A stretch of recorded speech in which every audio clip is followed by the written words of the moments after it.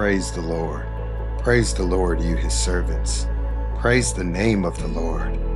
Let the name of the Lord be praised, both now and forevermore. From the rising of the sun to the place where it sets, the name of the Lord is to be praised.